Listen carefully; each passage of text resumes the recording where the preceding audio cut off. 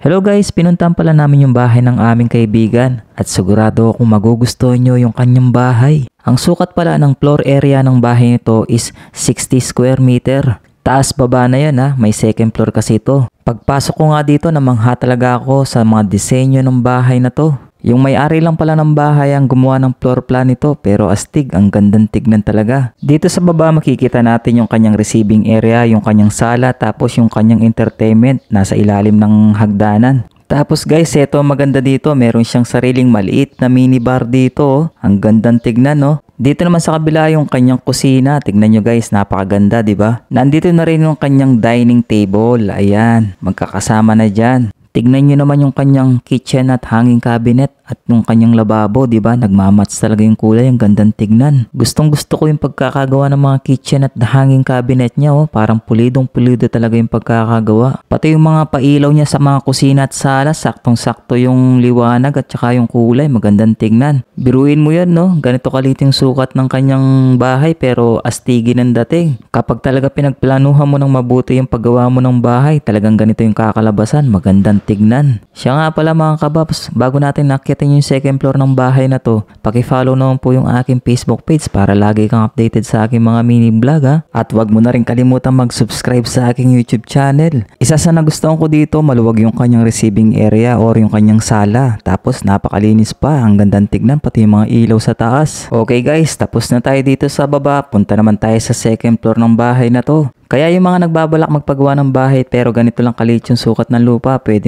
nyong gayahin to guys oh. Or magkaroon man lang kayo ng mga idea kung paano talaga ayusin yung bahay na gusto nyong ipatayo. Pag-akyat natin dito, meron siyang maliit na hallway. Dito sa unang pinto makikita natin yung kanilang toilet and bathroom. Pati mga pailaw na dito talaga namang astigin. Parang sosyalin talaga ang dating. Sa taas pala meron siyang 3 kwarto dito guys. Pakita ko sa inyo yung unang kwarto dito guys. Eto guys, parang ginawa muna nilang stock room temporary kasi wala pang natutulog dito. Eto pa yung maganda dito guys, meron siyang tulugan sa taas. Kaya yung space sa baba, marami ka talaga mailalagay dito. Nakatipid ka talaga ng space. Tignan natin yung sa taas guys. Kung meron kang anak na binata dito, yan, pwede sa kanya to. Tapos makikitulog yung mga tropa niya or classmate niya, oh. Pwede, napakaluwag sa taas. Meron pa sa baba kung gusto nila maglagay ng extra bed. Kung mapapansin nyo guys, yung mga nakastock nila dito yung pang Christmas na, oh. Malapit na yung Pasko kasi, yan. Nagre-ready na ulit sila para sa Christmas design nila dito sa kanilang bahay. Kita nyo guys, no, ang liit lang ng space pero nagagawa nila ng paraan para lumuwag ang kwarto. Tapos punta naman natin yung mga ibang kwarto nila dito guys. Bali 3 kwarto nga pala yung nagawa nila dito sa taas. Okay na yun, 3 kwarto. Ayos na yung mga kwarto dito. Kahit maliliit yung mga espasyo ng kwarto nila dito, maayos at magandang tignan. Nagagawa ng paraan ng may-ari kung paano ito mapaluwag oh. Ang ganda pang tignan. Pagkatapos natin mapuntahan yung 3 kwarto guys, puntahan naman natin ang kanilang balcony dito sa second floor.